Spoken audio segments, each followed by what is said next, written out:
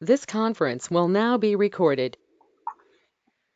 Hi everyone, it's Patrick Reed from the Adamus Principle.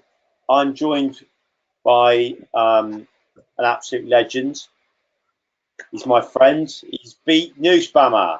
Hi Patrick, how are you doing? I'm very well. We've just had a massive discussion offline, so hopefully we've still got some good stuff. Now, of course, we saved the best for the show. Of course, we have.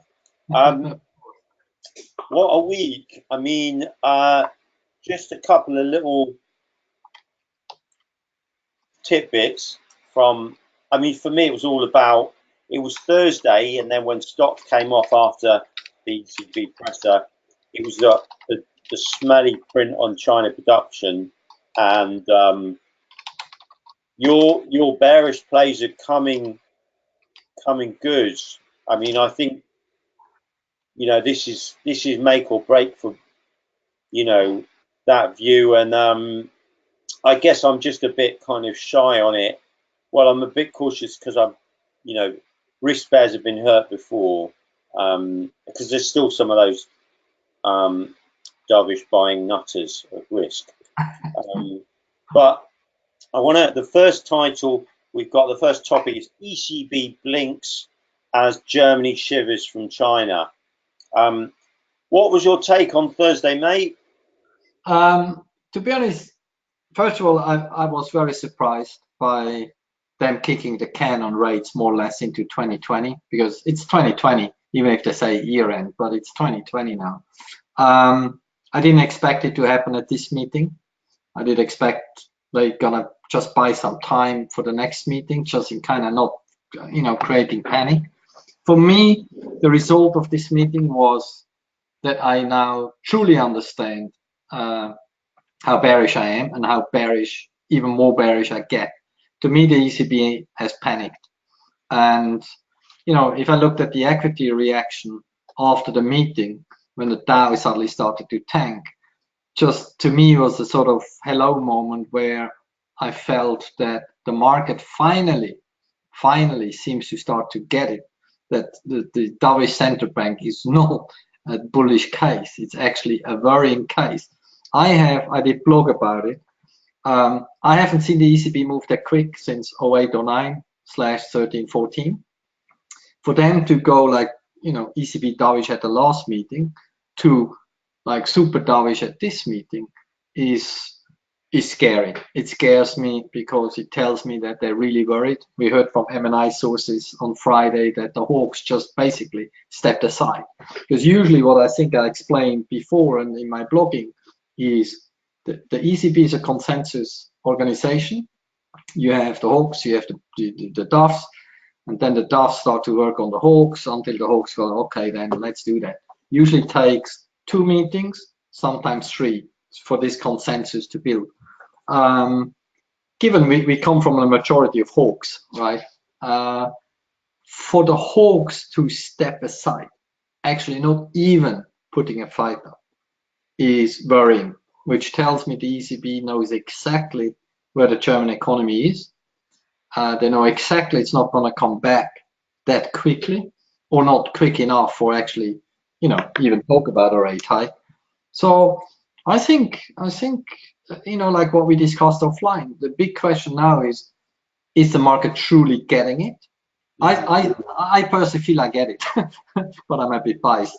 But this is bearish stuff, and an ECB to react that fast is actually chucking back the only other instrument they have, which is TLTRO, which is not going to buy you any confidence if things really start to roll over. That's just the kind of, they clearly run out of bullets. To talk about TLTRO, what does it help? You're not going to create the confidence in a broader market. Yes, you keep some credit channel opens, which is important, no doubt about it. But they can't buy confidence with TLTROs. Just forget it. So when things start to roll over, I think the ECB just try to chuck the kitchen sink at it before it rolls over. But I don't think they can actually avoid things to roll over. And I was shocked. I was shocked by the speed let's not forget, and we talked about this as well offline quickly. The Fed, everyone made a big fuss when the Fed went neutral. They hiked, 8 times. They done QT, right? So for the Fed to step back when they realize, oh, you know what, data everywhere is weak. Let's just have a look, right? Everyone made a fuss about it. We should actually make a fuss about the ECB because the ECB has done nothing other than end QE. They haven't even started normalizing policy. So they just wasted back to the wall. So it worries me. It worries me that they have done what they've done on Thursday, which tells me there's a big problem in Europe. It really is. Do you think they'll start QE if it goes pear-shaped? If they restart, yeah, the problem is probably, but another $1 trillion. Sorry, in another $1 trillion. Yeah, to be honest, I don't think they can do that. I think there'd be probably some legal stuff somewhere. I'm not a legal expert, but I think there has already been a few discussions in Germany and the Constitutional Court, which wasn't a problem at the end. They didn't block it. But the problem is that I think the market knows that the ECB is with back to the wall. QE, what do? It doesn't change anything. It doesn't create anything. It doesn't, at the moment, we don't have credit freezing up just yet. And we have bigger debts than we had in 2008. Let's not forget that. So the problem is actually bigger than it was in 2008. And, QE is just a confidence thing in Europe. It doesn't do anything. It doesn't, it doesn't give the people on the street that need the money any money. It doesn't create anything, right? It tries to create confidence. Maybe it helps to the sense that things sell off less than it otherwise would.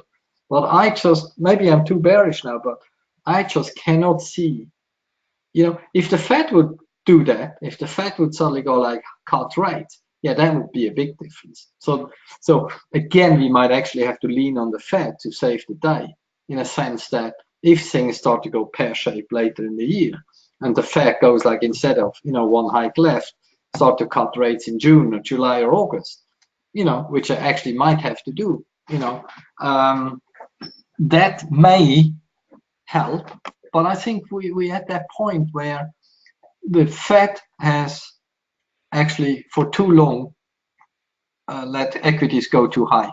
I think Yellen should have started the process. She didn't. Things have inflated beyond where I think they should have gone. So what you have now is, and actually Powell, he was not unhappy when stocks came off back end of last year. Maybe they came off a bit fast at times, but I think if you would ask Powell and you would tell him, would it be okay for stocks to be 18,000 or something, he would say, oh, happy days.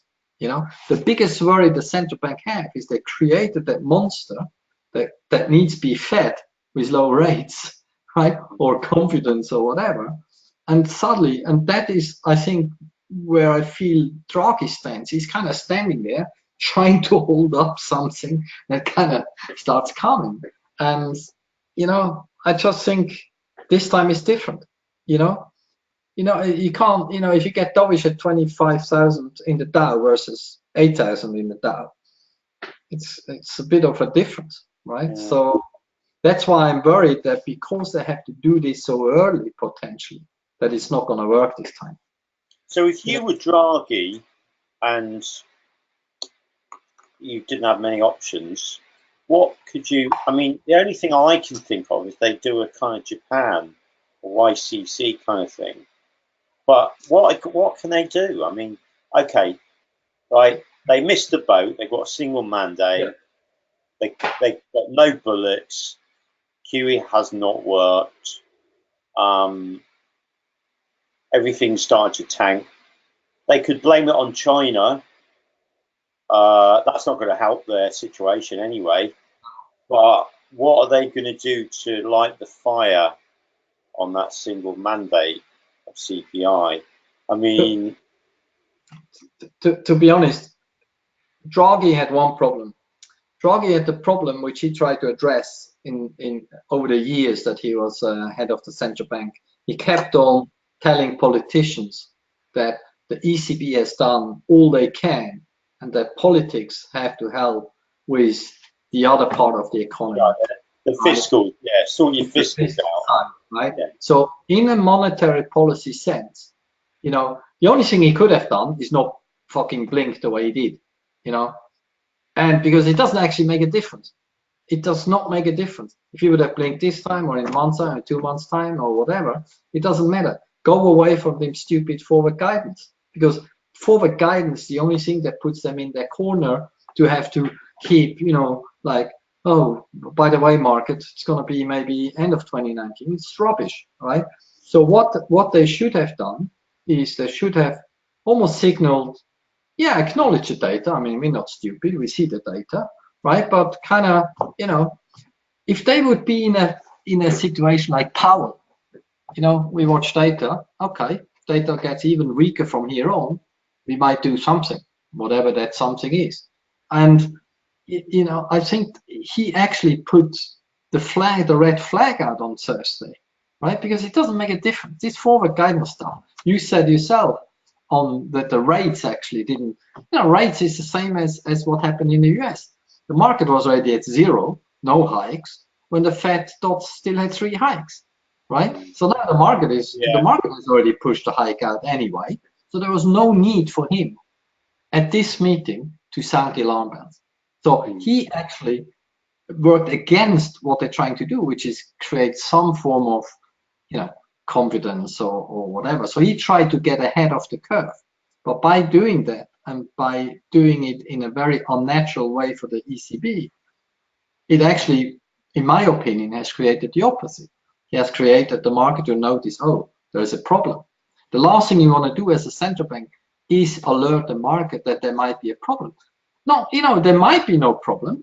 Well, I think there is. Well, let's say there might not be one. But if the market starts to believe there is one, yeah, then it's very hard. Then he has no chance with anything to actually work against it. What could he do? Yeah. What, cut rates 0.1 or, you know, all this gibberish? Yeah, it just makes no sense. So, you know, I don't have an answer for you in terms of what he can do. Because once you run out, it's like when you're in a firefight. Once you have no bullets, you have no bullets. You can throw the pistol or whatever. But you know, it's like, you know, it's just reality, right? Whether, you know, I'd say they have, in my opinion, they have made a policy mistake last year, but they haven't made a policy mistake versus their mandate. So that's the difference, right? From their mandate, they haven't made a mistake. From normal economics, I think they should have hiked rates twice last year. And so now here we are, and you ask me, what can they do? My honest answer is nada. Yeah, throw a bit of TLTRO in it and try to make a difference, but I don't think it will. So I think the Fed has to bail them out. That's actually the only answer I have. It'd be the Fed that's going to bail them out by by cutting rates at some point after the summer, if things indeed start to continue as it looks right now. Maybe. Will they do that though? What's that? Will they do that with? Well, they will need to for their own. They will need to for their own reasons. Okay. Because as long as it, yeah. The only thing, and that's what we could briefly spoke as well offline. The only chance the euro has not to go down a lot is that, you know, at some point in time the US data might not hold up. It can't, right? The question now is, when do we start to actually see it? We got glimpses, retail sales and some other data. Now we got the okay GDP. We still have this, you know, distortion from the government shutdown, so we're not 100% sure where we are. And as you rightly put on LinkedIn, it is a real, you know, mirror type of view anyway. Q4T, right? It's March now, so we do not yet know on how, you know, because China's going to affect it, whether it's just a trade war, whether it's China as a whole. If you look at the export data from China, I mean, it's horrific. And if you just add what we just said earlier about the credit data from China that came out just today, you know, horrible, like a huge drop. It's actually the lowest in a long time. So, China, we don't know a lot about China. We don't know what's really going on other than things are bad, but we don't know how bad. And so we can only watch Aussie data. We can only watch German export, German Yeah, data. in on that China thing. And somewhere in there is the US. I mean, if you believe every story you read, then the US starts to feel the heat from the trade war as well, or some industries at least do. Well, I don't know. So I think if every central bank that has gone dovish for the right reasons, which it looks it did, possibly the Fed is probably having to cut rates at some point. Whether it is this year or later this year, that depends on whether we actually roll over or not. Well, I heard a bit of chatter on June being potentially back on. We get another couple of beats on some hard data. Could be back on the table. Yeah. There's nothing, and especially February beats with hard data. And we've got that on Monday and Tuesday because we've got retail sales. All is forgiven if it comes in a stonker, and we've got CPI in the US. So, Yeah. if they both, have big beats, then there's going to be talk of June. Yeah. To be honest, this is why I said the what we need now, or for the euro to go down. Obviously, it should go down anyway because of the ECB, but euro is always sticky on the downside. It has been sticky down here for like a half, 3/4 of a year now. And probably because no one is fully embracing it because people are nervous about the US side. But if you so euro can go down if dollar data stays bid. Then the euro suddenly is going to be 110.5, 111 next. If the data starts to come in weaker in the US, euro might just maybe survive. I don't know, which is a bit frustrating because it deserves to go down. Yeah, I just you had a great call, 111.85. That was a brilliant call. I know you're a man who likes his fibs, so Yeah. I've taken your advice. I'm always learning from you, Pete. So I've drawn a fib on my daily, and I've bought some down there, and yeah, it's good, mate. Very good call. To be honest, I look at that 111.88 since October. Since we broke, well, we had this brief spell in, when was that, July or August, but after that we came back up. So really 114, that's why I always had 114.50 was my level. And really since we broke that, the target, it took now what, just 5 months to reach it, which is brutal. Well, we once almost reached it with 112.15. But no, I'm a big fan of fibs. They're not always perfect, but they give you an idea about the broader range. So it's now the range is 111.88, 114.50 if you want. If if you look at the broader range, and now I'm looking for what? If you could quickly show the other picture again, the one before. Yeah, this one. What's that down there? The next fibs 108 something. 108.66. Yeah. So once we close below 111.88, it would obviously open 108.50. The problem, what you don't see on this chart, is because I'm not just a fib man, I'm a Bollinger Band man as well, which you would see that we're at the low end of the daily Bollinger Band, which tells me the move down, even if you were to go to 108, takes about 3 months. So just don't get too excited. Don't get too excited. No chance. Sadly. No chance, mate. That's fantastic. Lots of stuff covered there. All eyes on Monday and Tuesday. Excuse me while I eat my mints. My new addiction.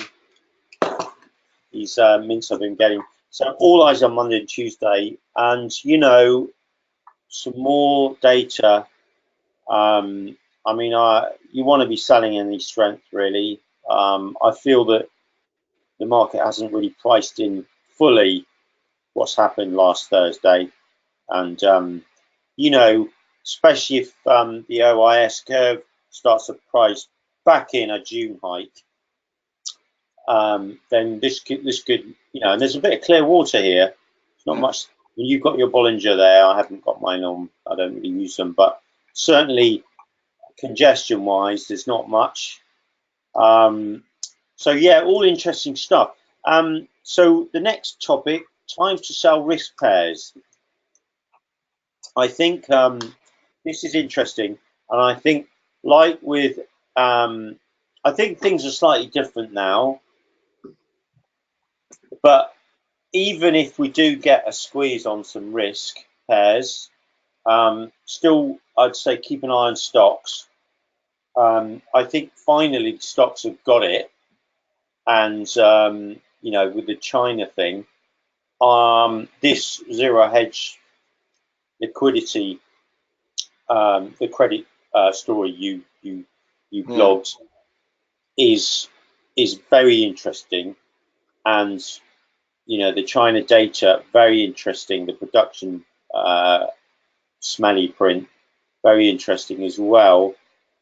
I think this is certainly different now, and that said, I'm still slightly, I'm not 100% convinced, but I just want to, I'm not going all in, but I will be selling risk pairs, and I just feel like, for example, euro dollar, which is a bit weird anyway. I'm definitely not selling any lows or any breaks lower. Just and often I think with certain risk pairs they tend to, like dollar yen, it tended to grind up, and then obviously it kind of exploded a bit. There were carry traders, there were all kinds of reasons, but after the flash crash on dollar yen and a few other yen pairs, things tended to grind up a bit, and it was just a bit painful if you'd got in there early, and I think I did, and I had to cut all my risk short. So I'm just waiting for euro dollar to go a bit higher. I'm selling into 113, for example, but or I'll start tiny, and it's just about trade management really. And I think I got it wrong last time. Is what I'm trying to admit. To be honest, I actually did my first trades on Friday at 5 p.m. Sold some euros above 40, sold some euro yen near 125, because those were the two sort of small the rebound levels that I felt. Euro dollar dropped very quickly down to 112.40.50 on ECB day when it hung around before we got the second wave. Like we discussed offline, I think euro should stay below 113 and a quarter. So to sell some at 12.40, just in case it doesn't rally all the way. And I tried to add some at like 80.85, and then through 113 and a quarter I stop, and I will just leave the euro alone for the next 6 months. Can't be bothered. Just painful currency. In risk, it's actually a little bit embarrassing. I sold tremendous good levels, but I cut them, some of them too quickly, because same as you, the risk rally of the last few weeks really was mental pain and mental torture, and as much as I believe in my 2019 story, I started to worry about being wrong on the timing, that we get like another 1 or 2 months of this rubbish before it actually turns. And then the ECB thing, I was probably a bit, I was not ready for being so dovish, I'll be honest. I was short euro actually into it, and then cut that too early as well. So now I'm just trying to actually, what happened on Thursday just gave me the confidence back that actually, no, I might not be wrong on the timing. So it's really just, the view I never changed, because I said I want to see the trade deal, and if the Dow explodes, then I'm just wrong and I step aside. But I just have seen nothing at all, and this has not to do with being stubborn. But, well, sometimes I am, but I have seen nothing that would suggest I have to change my view. I haven't seen anything that would make me bullish. And like I said, dovish central banks don't make me bullish right now. It makes me actually more bullish. Yeah, absolutely. Okay. I'm just getting off some yen pairs. We got euro yen here. Um, I mean, it's kind of, you know, it's failing. It failed up here, so you know, it's a good bearish signal there for me. Um, Dollar yen's another interesting one. That 112.20 area is proving to be quite interesting. I, as you know, quite like moving averages, so I've got a little offer up there, 111.30, 35. If it caps there, then I will really have a good go at these 110s and then possibly lower. I do like this 108.15. That's quite nice. We tried to get there. This was the Asian flash crash. And then we just went up there. We didn't quite. We made lows at 108.50. But yeah, I mean, finally, this is starting to sort of, you know, look pretty toppy. This looks quite interesting because it's obviously held this cap at 127.50, and then it went through. You know, tried to get higher, couldn't stay above, lower.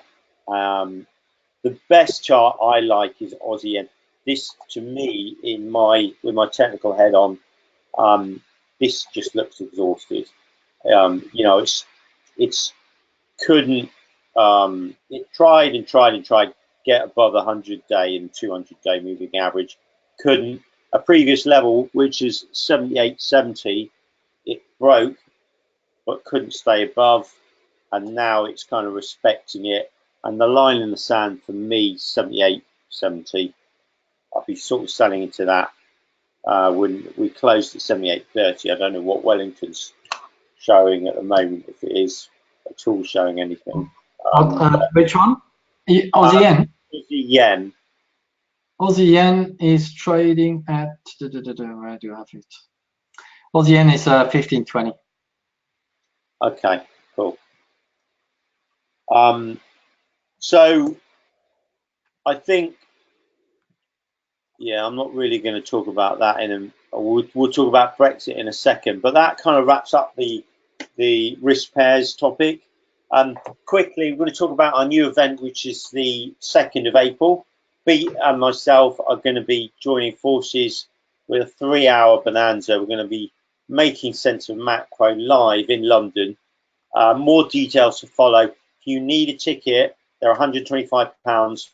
I'll give you a whole list and of what you actually get, but message me on LinkedIn or message Beat directly, and we'll give you more details on that. So that's really exciting news.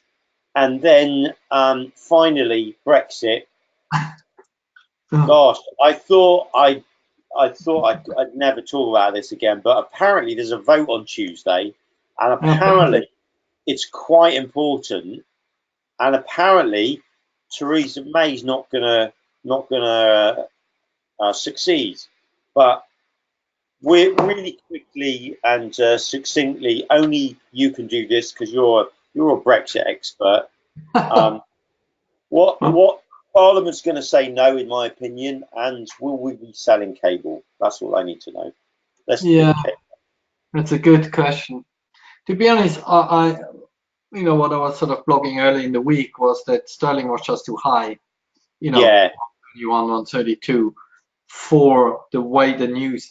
Actually, sterling came down. Funny enough, one of the reasons I feel it came down because that it suddenly looked like May could actually get the deal through. So cable was at 132, 133 because of no Brexit or delay of Brexit or soft Brexit, whatever. And suddenly, and that's why I felt it should actually come off.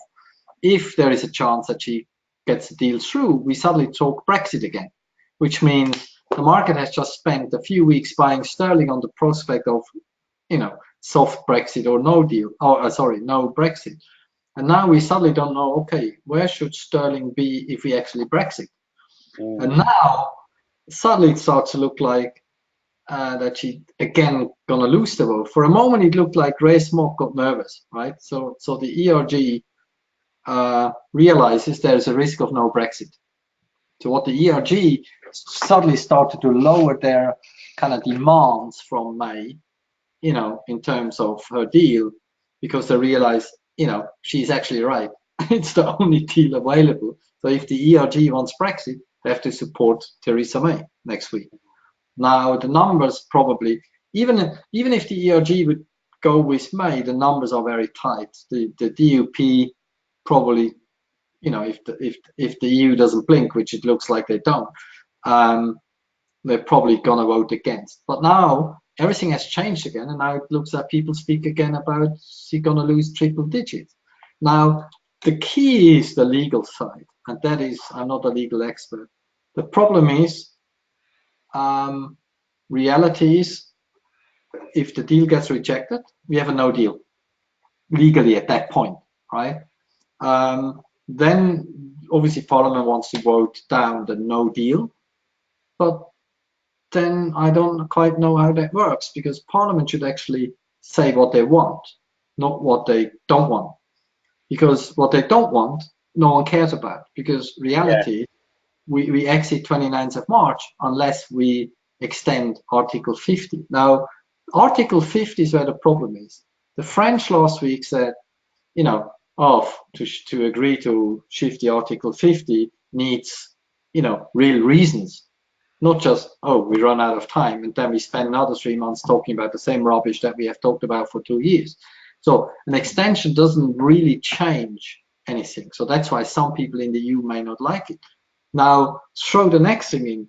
The reason why the EU hasn't blinked is because they think that the UK doesn't actually want to exit, or there's enough MPs that are Remainers that actually Brexit is never going to happen. So now is the problem is, and that I lose it as well, in the whole legal conundrum and all these, other votes they have added to the actual vote, which I just lose it. For sterling, I still stick to it. I don't trade it because it's just, I just can't call it. I'm not sure what the market's going to think after the vote. Whether then the no deal comes, the no Brexit comes back, or the delay of Article 50 comes back, then sterling rallies. So it really comes down to what happens after she loses the vote. Some say she actually has to, once she hands over the decision to Parliament, she should resign. That's the latest what I heard as well. So, there could be, and that's why I just can't trade it, because there's a case that sterling is going to get nuked on Tuesday, and there is a case that it goes back to 133. I really couldn't pick it. Everything depends on what happens after that vote, and what actually is the end game here, and whether the EU, don't forget there's the EU side as well, whether or not they would agree to an extension of Article 50 if we can't say why we want to have it. Just to, the EU said if it's just about more negotiation, there's no, they're not necessarily supporting the shift. Brussels might, because they then think, okay, maybe they never leave. The EU still has the EU is still worried that the UK is actually just going to leave, right? Because it's unprecedented. It puts a lot of pressure on the budget in the EU. Obviously, as we know, creates a lot of other headaches as well. So I don't, to be honest, Patrick, I did not expect us to be in this position, just more or less 3 weeks away from the deadline, that with incompetent politicians, with bad negotiators, with an EU that just plays hardball. I don't know. I really don't. And you know what? Like I always say, I don't do 50-50 trades. That's why I don't trade sterling. Yes, there's a moment like, actually, I saw when it topped, I saw when it sort of should rally, and still I just couldn't touch it, because, like I said, if you trade, like we try to analyze, we try to have a view, we try to create 60-40, 70-30s, 80-20 trades. I just try to do 50-50 trades, and so I will not trade sterling next week either. because I just don't know. I really don't. I somehow think, yeah, you're absolutely right. I somehow think it was that classic is good news, bad news, and then it becomes good news. But Yeah, based on the history, I'm no expert on Brexit, and all my friends assume I am, which is quite frustrating because I'm just not. And they're like, well, why don't you know what's going on? I was like, nobody knows. The MPs don't know. The economists definitely don't know. no. Traders haven't got a clue. You know, the Bank of England doesn't know. Like, so I think it will be a no in Parliament because it's rubbish deal. But then I think quickly there'll be an announcement to delay. One thing I do know is if there is something significant and substantial as a reason to delay, that will be done. Something like a general election. Oh dear. How to trade that? Well, to be honest, right now, actually, the Tories look quite good because the Labour Party shredded itself, right? So in the Labour they polls, go for a second rest, the Labour, aren't they? well, I think today there's something in Bloomberg where they're right, they're not going to enforce that. So that's already like kind of. But the problem is that even that the Tory party, you know, with their infighting, that just shows how weak Labour is, that they actually couldn't benefit from it. Labour should be well ahead in the polls, and they're not. They actually, the Tories actually look quite good in the polls, which is just another incredible thing. And so, if you asked me the same question a few months ago, I would have said Cable goes 120 in a general election. Now, as the Tories are in the lead in the polls, I don't know, to be honest. Like you said, you know, if the MPs don't know and they have a little bit more insight than we have, how can we know? I mean, I really don't. I really don't. Well, on that, I don't know either. Beat, you don't know. No. So, God help us. On that note, what a great session. I mean, I hope our viewers have got value out of it. I'm sure we get a lot of great responses. And, you know, before we wrap, I'd like to tell you about an amazing commentary. Beat, you can say it far more eloquently than my bubbling mess. So, would you like to say what you provide and your amazing stuff? Yeah, so what I do is like in the morning, I do like all the 4-hourly daily charts for the main sheet 10 pairs, some emerging markets, some metals, gold, silver, and so on and so forth, which is really, you know, adding to each pair my sort of take on it, maybe some of the flavor of the week or of the day, and just some of my macro ideas as well. I sort of, you know, write a piece called My 2 Cents, which I, you know, add my salt to the world. And sometimes I call it right, sometimes I call it wrong. But no, this is something I do, and whoever is interested to maybe have a 1 week free trial, just ping me or ping Patrick, and you know, I put you on the list for a week. And that's over to you, Patrick. That's great, thanks, Beat. That's a wrap for the show. But one final thing, Beat does give amazing levels, and you know I throw a few up myself. But one particular level he did throw up and put on my radar was 111.85 on Eurodollar, and that was a nice little bounce we got off that, despite a very dovish ECB with you know Eurodollar coming off of one big figure. So this is something else added to the mix as well, and you know I've benefited from his wisdom and levels and trade ideas as well. So so yeah, like Beat says, just get in touch with either of us, and you know, and get a free trial as you know, and that's it. So have a good week. Watch that risk, and you know, see you next week. Thanks a lot, Beat. All the best. Thanks a lot for having me. See you, Patrick. Good night. Cheers.